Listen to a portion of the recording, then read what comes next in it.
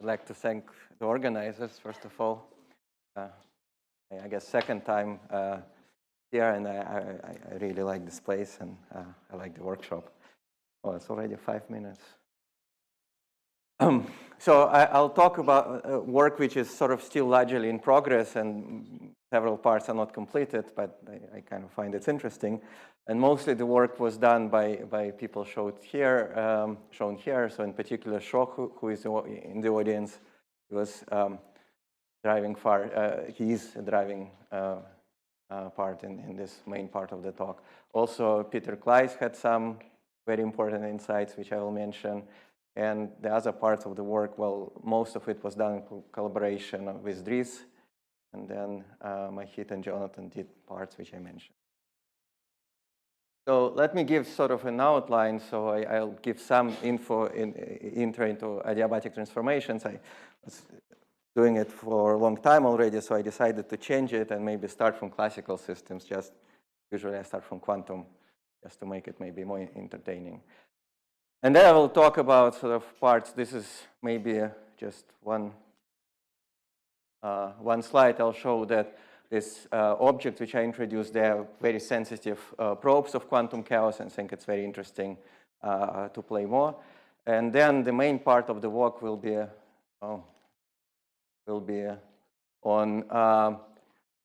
what we found, what mostly Shaw found, that this adiabatic flows and in generally chaos is extremely anisotropic. There were many surprising results to us. And then if I have time, I'll talk a little bit about work which actually was just completed recently. And this is about using these adiabatic transformations to get very efficient Schrieffer-Wolff transformations, basically block diagonalizing Hamiltonians. So let me assume that we have a classical Hamiltonian system. And let me just remind you what canonical transformations are. They play the same role as unitary transformations in quantum systems. Essentially, I'm assuming here only continuous canonical transformations. So I assume that there is some parameter, lambda, and I define my coordinates or canonical variables as functions of lambda. And if I require that derivative of how this coordinates change with lambda is described by some function a, which if you look at it is almost like a Hamiltonian, then with the same proof which you can find in any textbook, you will see that these transformations are canonical. So, and then if I try to, there are different lasers. Mine is dying.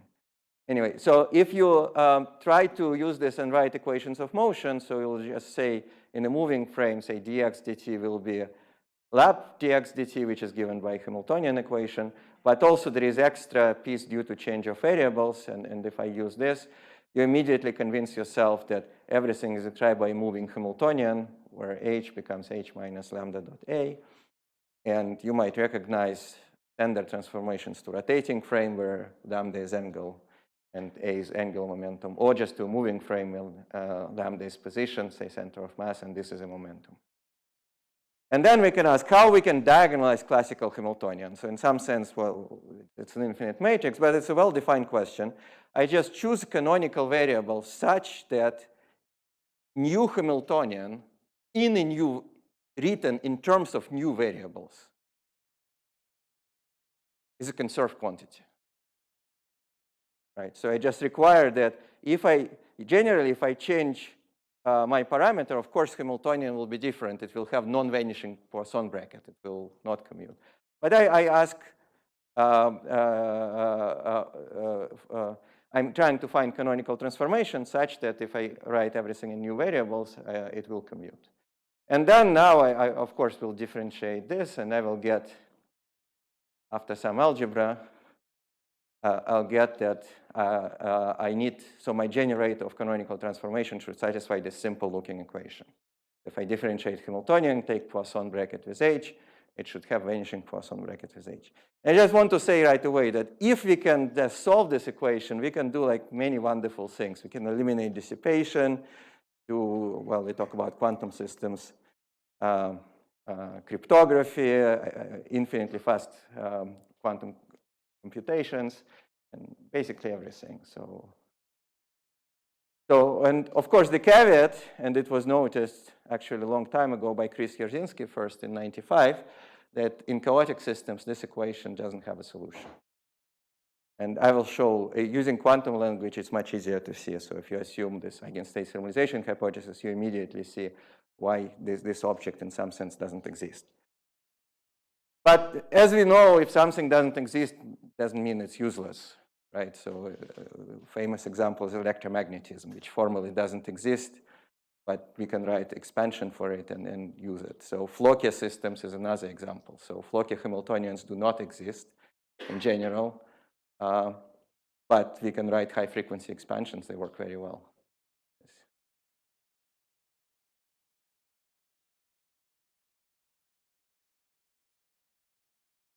No, it's different because I'm changing the Hamiltonian, and I have a new Hamiltonian.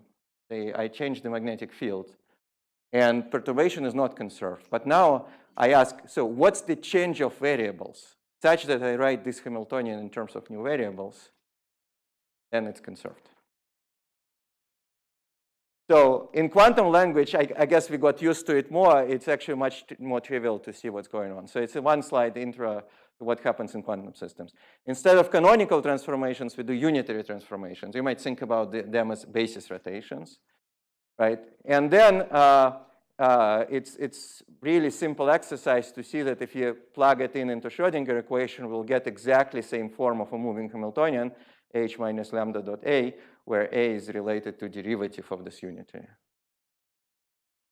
And then, so we can define moving Hamiltonian. I won't talk much about counter-diabatic driving today, but it's just if you add this term back, then in the moving frame it will disappear, obviously, and then in the moving frame our Hamiltonian is essentially static. So that's why we can do an adiabatic evolution infinitely fast. And then we can ask the same thing. If we change Hamiltonian, so now maybe it's easier to you, but it just actually tells us how sort of spoiled we by quantum, whatever language.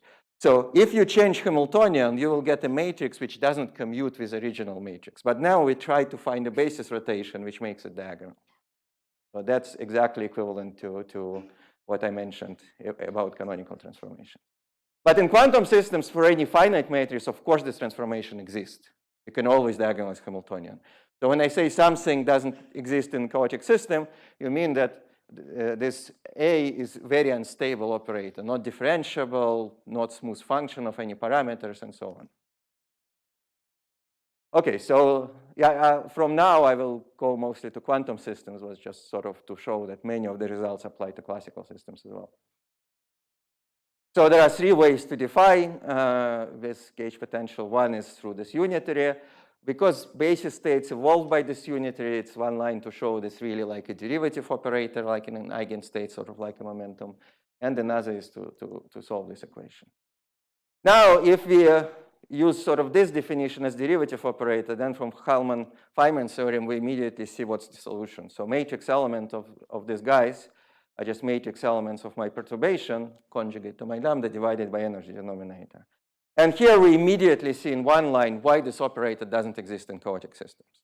Because if we try to compute this norm of this operator, it's just average of a squared. Usually we define connected, but it's not that important really. Then you will get this energy numerators and energy denominators.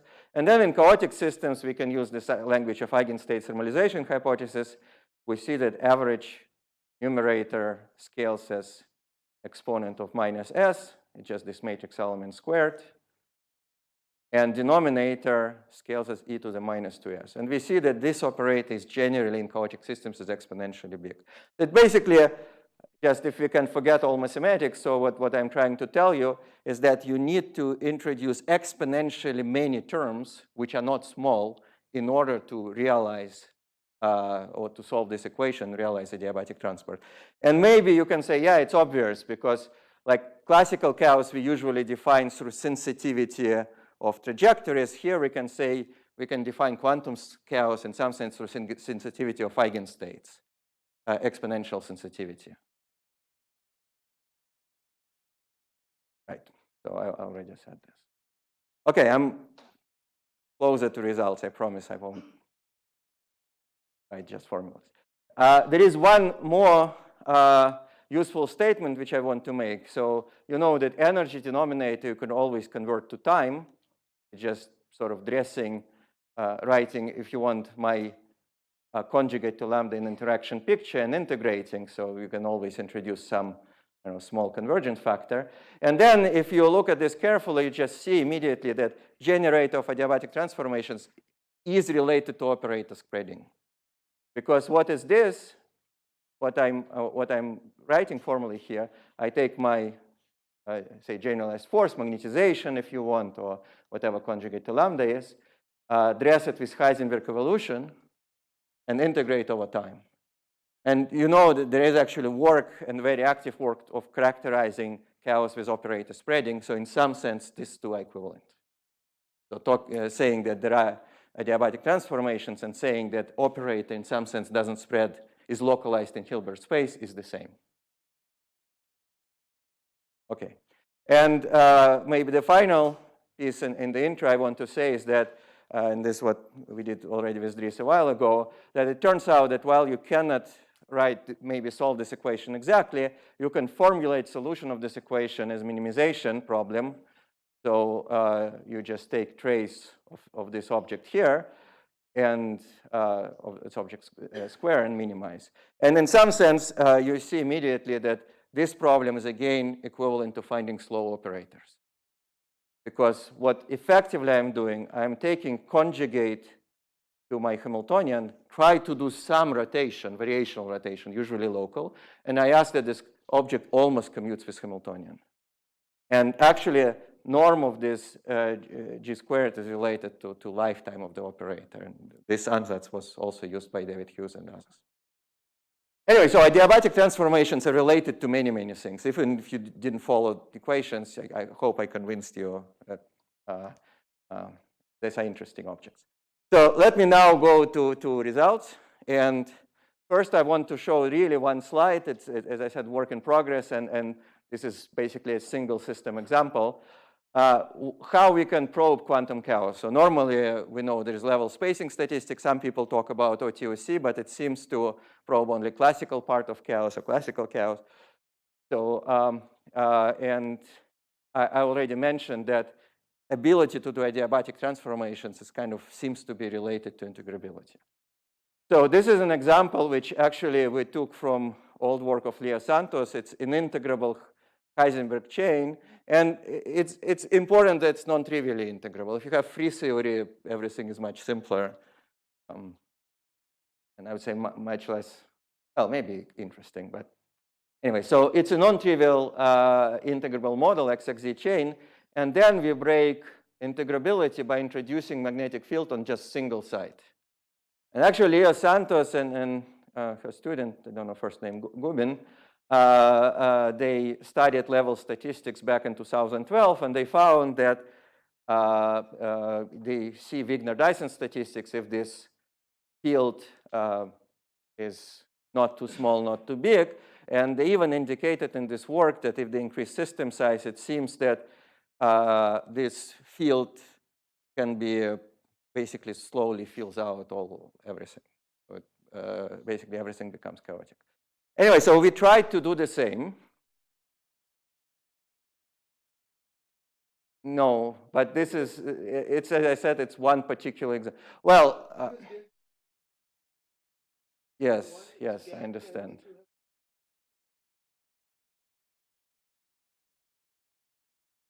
Yes, but we are talking about finite temperature, so I don't know. I mean, if you're asking whether these results will change the function of delta, I don't know. Yeah, so it might be related. So Marco and yeah.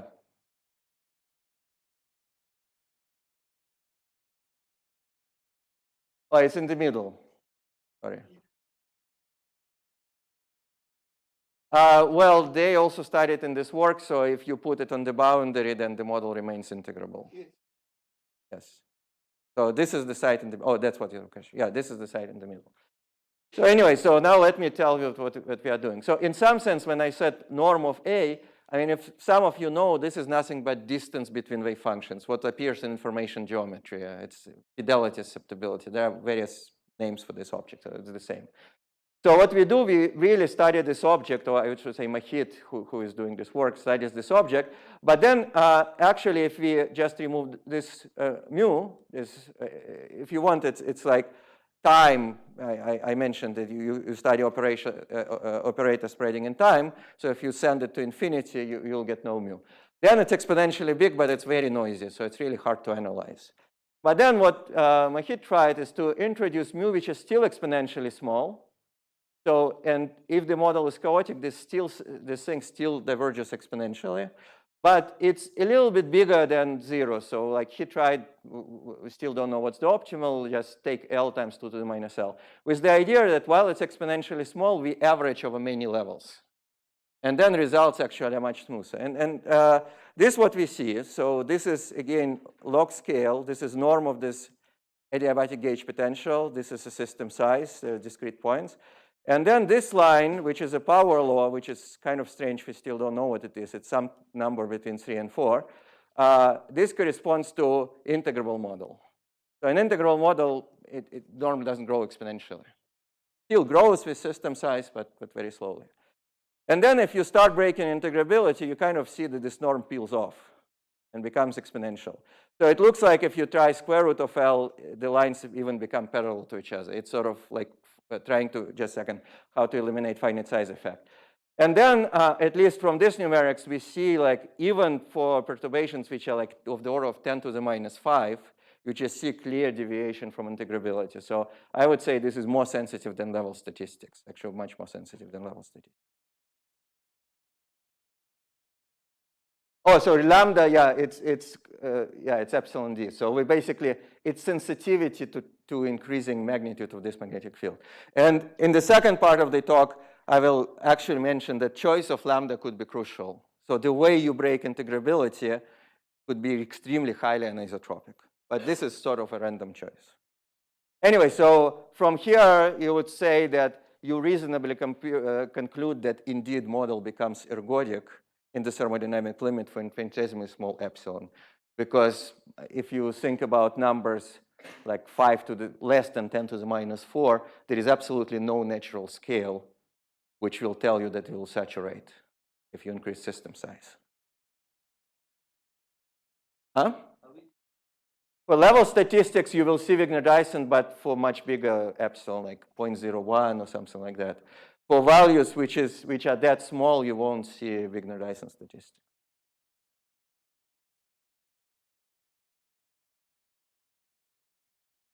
What is, oh, this is epsilon. This perturbation.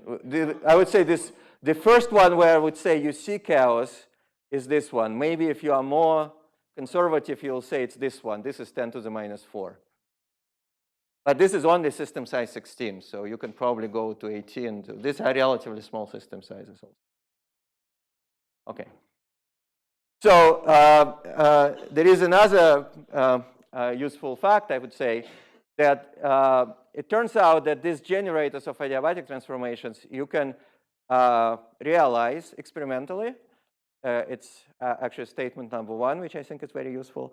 And second, when I mentioned there is a variational procedure of finding this object, one can ask, but what's the good variational ansatz? And here it's mostly work which was done by Peter Kleiss. He figured out that there is actually a very convenient variational ansatz which also allows you to realize those things in experiments. So I'm coming back to this operator expansion picture. And now, you know, if I start expanding, I take short time expansion, it will be expansion commutators. And because I have 2 exponents, it will be a sort of expansion of only in odd commutators. And then in this way, you can always realize exact gauge potentials. In some sense, it consists of operators orthogonal to H and d lambda H. Like if you're rotating spin in the X plane, the generator is orthogonal to both. It's a magnetic field in Y. And this sort of extends it. So you generate orthogonal perturbations in this way. Yeah.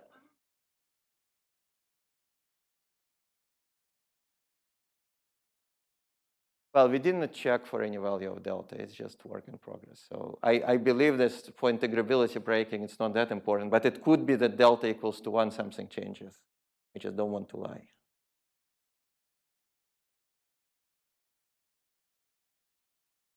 Well, you mean delta anisotropy? Yeah, I don't know. It's a good question. When delta goes to 0, it becomes a free model. Yes. Of course, if it's a free model, then. So, and then if you want to write exact gauge potential like in this way, you can do it, but you'll need like exponentially many terms. But then the idea, well, maybe we'll use variational ansatz in this way. And then I won't show how it works, but let me just say that if you think about Floquet operator consisting of H1 and H2 of two Hamiltonians, then in general, when we write Floquet operator, we get exactly same commutators. So now you can kind of see that we can express gauge potential nested commutators. Now we need to ask which drive can also give us same nested commutators. It requires some work, but essentially the key statement that if we can shake Hamiltonian and conjugate to lambda in the right way, we can realize these things. And then we can suppress dissipation and so on. Of course, the more terms you need, the more difficult it is. Your degrees of freedom, say harmonics of frequency, or it can be something else. But anyway, so this is sort of a demonstration of a principle. So if you have some two-qubit gate or two spins, two interacting spins, and then we want to turn on H, magnetic field, transverse magnetic field, in some fast time scale, and we use fidelity as a measure. If we do nothing, we get very poor fidelity. We are very non-adiabatic. And if we shake with one frequency, we already get good improvement. And if we shake with two frequencies, we get exact results. And this is exact because systems still is sufficiently simple. In more complex systems, you will improve more and more. Good. So now this is, well, I don't have much time left, but I want to go to the sort of main theme of this talk. And this is work led by Shaw here. It's about anisotropy of counts. So in some sense, let's just imagine that we have not one coupling, but say two couplings. So in general, can be more. And when we want to ask this most adiabatic path in the landscape of Hamiltonians, and I'm doing it at infinite temperature. Normally we think, well, at infinite temperature, density matrix is identity matrix, so nothing happens. But we know, of course, that you can study transport. So notion of slow operators, memory, and so on is well defined at infinite temperature. So, and then if you look into this picture, it's sort of like for a skier finding a small friction path, you immediately see that locally it looks like a doable problem, solvable problem, but globally it's actually a much more difficult problem. Okay, so now let's try to go from skiers to what we are doing. So we imagine then we have two couplings now, some lambda 1, lambda 2, and then these gauge potentials, generators of adiabatic transformations, form vector space. Right? And let me first announce the results, and then I will describe them in some detail. So what we find, so we studied only one model. So I don't know how much generic it is. But the model itself is generic, used by many people here, study chaos and so on. I'll introduce it later. So we'll find very high anisotropy in this AGP, and it seems that even infinite anisotropy. So there is strong directionality in adiabatic directions. Again, I don't want to extrapolate finite size scaling too much, but it seems that one can define even phase diagrams, not just crossovers. So given that we have such anisotropy in directions, we can actually define adiabatic flows connecting Hilbert spaces, and they look like phase diagrams. So in many respects, they're very similar to randomization group flows. And then another very interesting result we found that there could be singularities in this adiabatic gauge potentials, and they coexist one-on-one with many body dark states, and they have a very strong analogy to quantum scars. So in some sense, we see how they might emerge. So I will, this copyright, I guess, of Marine to this notation. So I will use this transfer field Ising model in longitudinal field. We wanted to use it as a warm-up, but the physics was so interesting, we still didn't finish it. So let me just say a few things which are kind of important for this model. I'm not studying ground states. I'm studying infinite temperature phases of this model. I just want to highlight. So if we send h to infinity, it's obviously not interacting. So there is one nice point. If we send hx to 0, it's just Ising. If we send hz to 0, this will be transverse field Ising. Okay. Let me skip phase diagram. Let me say that what turns out to be important, because phases are defined at infinite, at ground state or maybe most excited states, and we'll look at infinite temperature anyway. But there are points which are extremely important, and these are many body degeneracy points. So they do exist in this space of couplings. So in particular, they exist when hx is equal to 0 and hz is some rational number. So if hz is equal to 0, then it's obvious, right? So we have just ZZ interaction and everything is determined by domain walls. So we can have usually exponentially many configurations with the same number of domain walls. But if, say, hz is equal to 2, then one spin flip is equivalent to creating, like, say, 2 domain walls. And then we can also find lots of resonances like this. And this is true about any rational number. So now this is like first numerics to show anisotropy. So we use locality as a parameter to find approximate gauge potential, approximate rotation, right, adiabatic rotation. And then there are 2 directions. One has minimal norm, one has maximal norm. I'll show in the next slide what they are.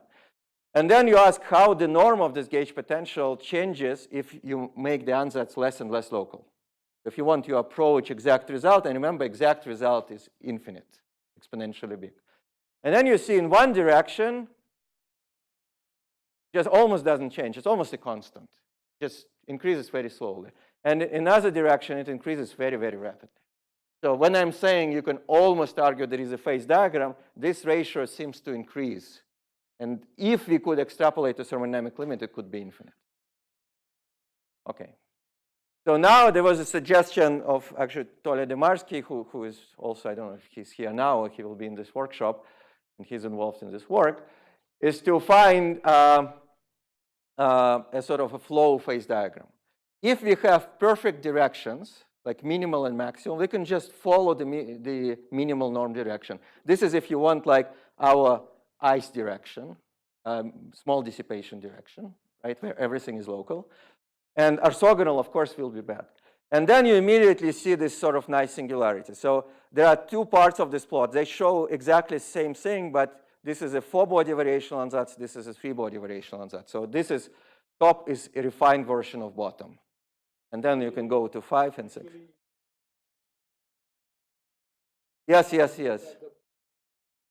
There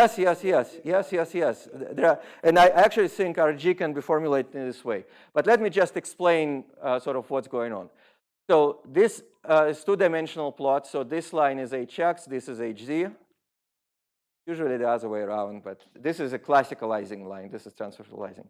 So these are these highly degenerate points. They appear as singularities. In the low order, you only see 2. In next order, you see this. In next order, you'll see 2/3 and so on.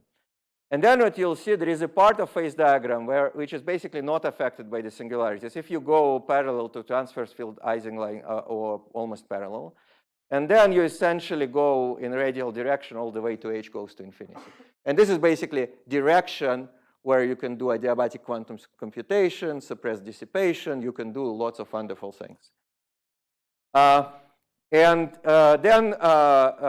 you immediately see that certain parts of phase diagram are disconnected. For example, if you want to go here, the only way is you start from here, from this point. And moreover, you can also see that if you want to go from this point to this point, the optimal way could be through the strongly degenerate point. So there are, anyway, these things. If you,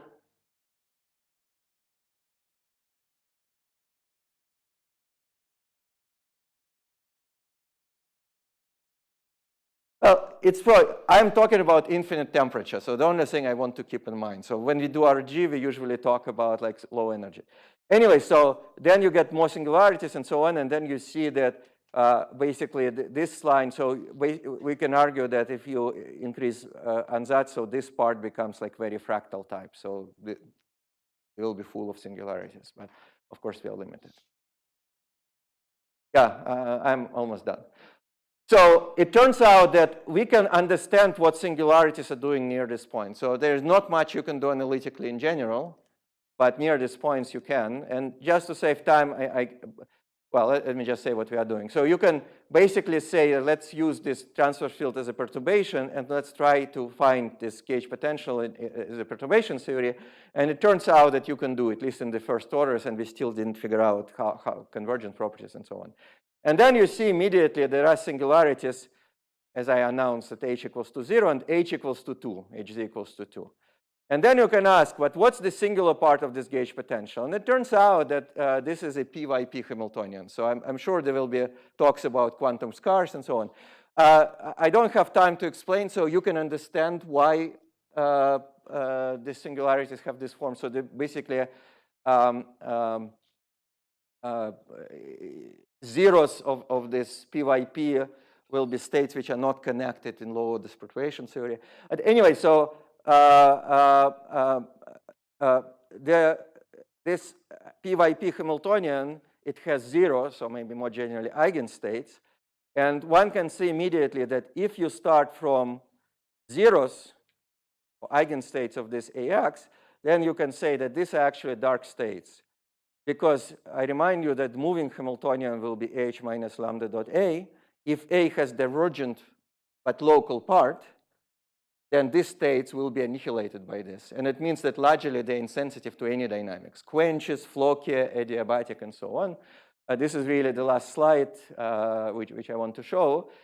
This is an example if we want to prepare eigenstates in the middle of the spectrum, starting from this classical point, hx equals to 0, hz equals to 2, and ramping to hx equals to 0.5, and hg still equals to 2. So it's not very small perturbation. And then we start from some, what we say, bad states. These are states which are not annihilated by A. And then you see, and we use energy variance as a figure of merit. Fidelity in many body systems is sort of useless. So if energy variance is small, you almost prepare eigenstates. If it's big, you don't. And then if you see, it doesn't matter what they are, they're very similar. So you see you get, first of all, if you start from a bad state, large energy variance. And second, it almost doesn't improve if you increase ansatz. If you start from random states, it's a little bit better. The variance decreases, but still it remains large. But if you start from these special states, which are dark states, if you want, then you see that once you go to very low order of perturbation theory, so you locally address them, your energy variance becomes tiny. So you see immediately that these states are very easy to prepare. So this is summary of this part, and I promise it's a summary of this talk. I'll skip the next part.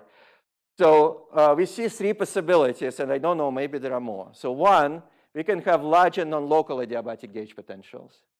And this basically means we have badly convergent adiabatic transformations, large dissipation, bad eigenstate preparation, bad annealing directions, if you think about quantum annealing, bad integrals of motion, bad conserved quantities, and everything else, so on.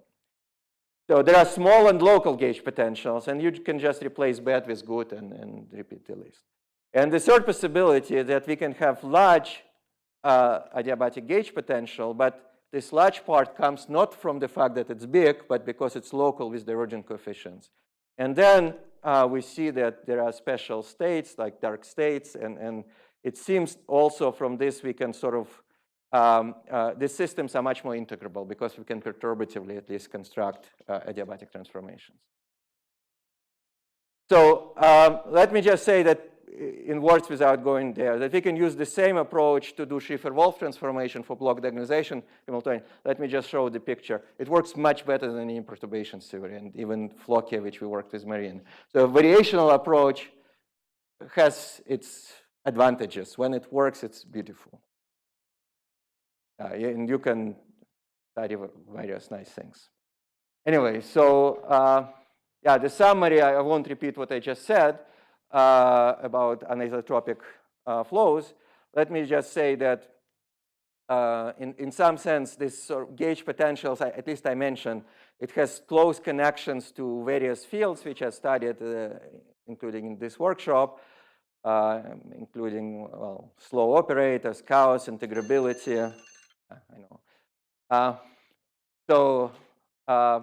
And maybe one point I want to highlight that it's even experimentally relevant, and there are actually experiments which I didn't show in Alex Hushkov group, which show that one can do it. One can realize these things. Right. Thank you. Thank you, Anatoly. So any question? In this way of doing things, during the last part, you commented about these dark states and this PYP model. So does your way of doing things also predict the lifetime of the dark states, or is it supposed to be infinite? Well, in some sense, I think you can do it. We didn't do it because you can say, essentially what you can, this norm of this operator, which I was computing, is nothing but a lifetime of this dark state if you assume that you apply it on some white noise, whatever. And so if you remove this singular part of gauge potential, you can just recompute, we can estimate leftover. I mean, the bottom line that you can do it, or if you think about, say, slow operators, then square of the norm of the slow operator in the Hamiltonian determines also the lifetime, well, now of this operator or the state. So yes, you can do this. So you can, I would say that you first remove the singular part, and then you look into next leading correction and use it for the calculation. The non-trivial thing where we don't know what to say is that if you keep dressing, it's sort of like with Floquet, you keep improving, and we don't know where you stop. So it could be that perturbatively, at least near these special points, you can improve forever, but the whole series is asymptotic. Or it could happen that at some point you cannot, sometimes you just see that you can solve this equation in the first few orders and then the solution just disappears. So generically, even perturbation theory like in Floquet you cannot develop. So we really need to have some special properties of the Hamiltonian. Many people say integrability and so on, and for Floquet it's the same. It's not integrability. It's really also what Wojciech mentioned, and where we find replica summations for Floquet. So the important things for all these constructions is that your Hamiltonian, unperturbed Hamiltonian, is sum of commuting terms. And in terms of Floquet integrability is defined this way, so topological Floquet states people defined in this way. So this is really seems to be a very important property for convergence of many of these quantities. So this Ising, classically Ising model satisfies this. It's sum of commuting terms. Any other question? The Ising system with the single impurity. Yes. So if you look at the eigensets, they would like satisfy ETH, and it has better thermalizing. Well, it seems so, yeah. So we didn't go that far. Well, in some sense, by studying this object, we are kind of checking ETH because we are checking that this whole sum I wrote diverges exponentially. Yeah? And the only way it does is that, your denominators are always exponentially small. This is energy difference. So the only way you can get exponential divergence is that numerator behaves as e to the minus s over 2, and there are no selection rules. You can imagine crazy scenario that every second state is coupled, and you still get exponential divergence, but this is sort of unlikely. And by the way, within the same formula in what I didn't show, there is another interesting result that if we study entropy of this gauge potential, it's like operator entropy, because we are studying operator spreading. It looks like in integrable models, entropy is very large if you don't talk about free models. So it's still, basically you still occupy exponentially many operators.